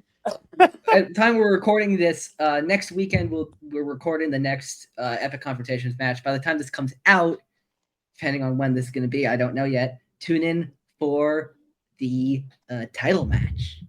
Ooh. The second singles title match. Could also be the third. Good. I have no idea what you're talking about. The second singles title match of Epic Confrontation history: Michael McCoy versus Alden Diaz. It's going to be great. Not only is it going to be great, I can't wait to watch Michael. I can't wait to watch Alden walk away from his first title defense with 2 losses on his record. That's what I'm excited. I have no idea what he's talking about. I have no clue what he's talking about. Ayo. But yeah, go check that out. Go check out all the good stuff. Jared, where can the lovely people find you online? If anywhere, because Miss Taylor. Jared, where? Gag. But you guys got find me there, me Eli. on Instagram at Blue Sky Dark Jedi 2552. You can find the Nerd Academy podcast on Facebook, Instagram, Blue Sky, YouTube, wherever you get your podcast, and on our website, nerdacademypodcast.com, where if you're feeling generous, you can donate to our Patreon. $5 members of the Patreon get early access to every episode of The Road to Doomsday, as well as exclusive access to the audio commentary tracks, where you can hear all of my thoughts and things. I'm sure you all will be in for a doozy on the next audio commentary track. You may not want to hear my thoughts. To be honest, are we going to record Agatha all along? If we're not going to, then everybody should hear my thoughts and things. And if we are going to record audio for Agatha all along, I might need to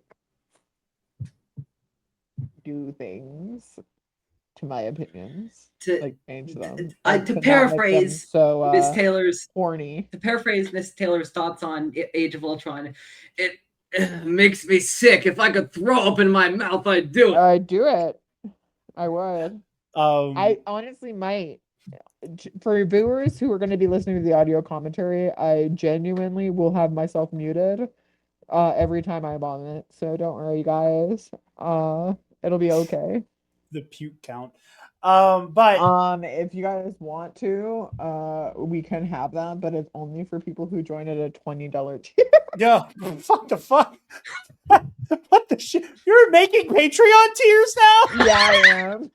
That's the Miss Taylor Thoughts Only tier. I felt weird asking people for $10. What the fuck? This is $20 only. This is like the Deadpool. This is the Deadpool Kills the Marvel Universe spin-off of this show. Yeah. Miss Taylor rebuilds the Nerd Academy podcast. I just decided, if you guys want to be in my brain, that's fine. I'll just do singular calls to anybody on a $20 level. I'll just call you guys throughout my day. Since I'll just be like, hey, are you free for an hour? I have to paint a wall in my house, things, and I'll let you sit there and I'll talk about things. Through the Patreon, we don't talk about it a lot because it's not super active. Through the Patreon, you get access to the Discord, so theoretically, that is an option already. Theoretically, you could just ring Taylor on the Nerd Academy Discord. I'm actually not even on that Discord, which is so funny.